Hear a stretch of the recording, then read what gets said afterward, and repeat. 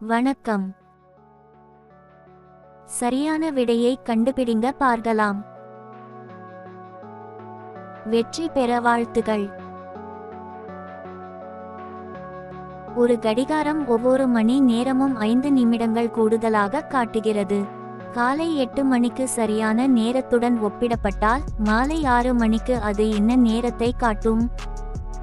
பதில்: காலை 6 மணி 50 நிமிடங்கள்.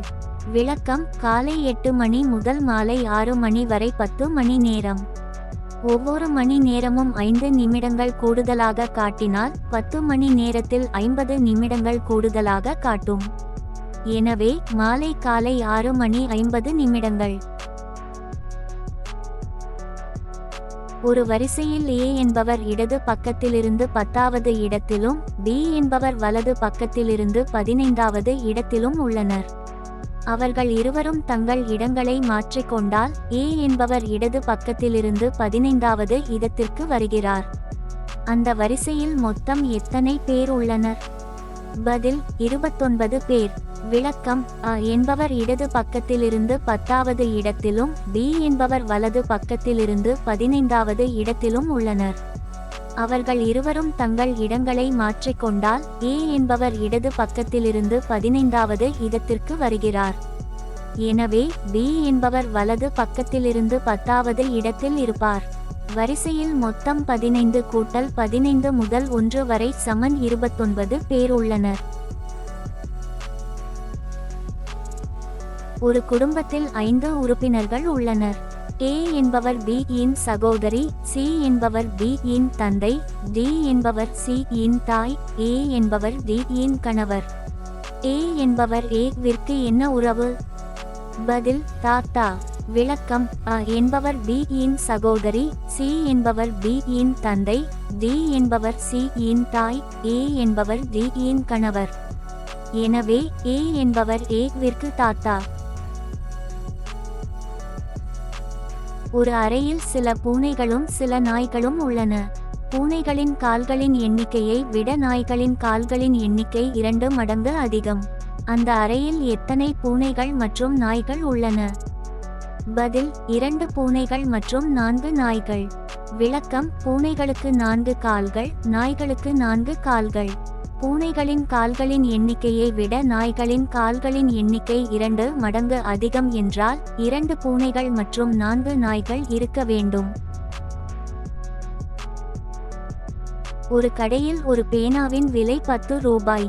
ஒரு பேனாவை வாங்க 100 ரூபாய் கொடுத்தால் கடைக்காரர் எவ்வளவு ரூபாய் திருப்பி தருவார்? பதில்: 90 ரூபாய். விளக்கம்: 100 ரூபாயில் இருந்து 10 ரூபாயை கழித்தால் 90 ரூபாய் கிடைக்கும். ஒரு கடிகாரம் ஒரு நாளில் எத்தனை முறை சரியான நேரத்தை காட்டும்? 2 முறை. விளக்கம்: ஒரு கடிகாரம் ஒரு நாளில் 2 முறை சரியான நேரத்தை காட்டும்.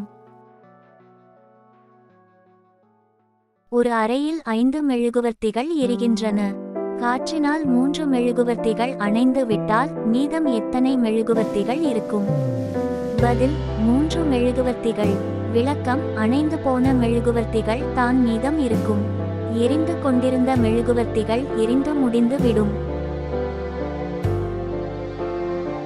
நான் 2 இலக்க எண். எனது இலக்கங்களின் கூடுதல் 9. 10களின் இடத்தில் உள்ள இலக்கம் 1களின் இடத்தில் உள்ள இலக்கத்தை விட 3 அதிகம். நான் யார்? பதில்: 63. விளக்கம்: 6 கூட்டல் 3 சமன் 9.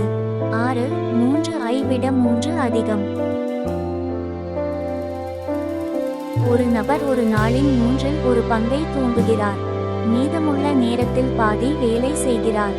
அவர் ஒரு நாளைக்கு எத்தனை மணி நேரம் வேலை செய்கிறார்? பதில்: 8 மணி நேரம்.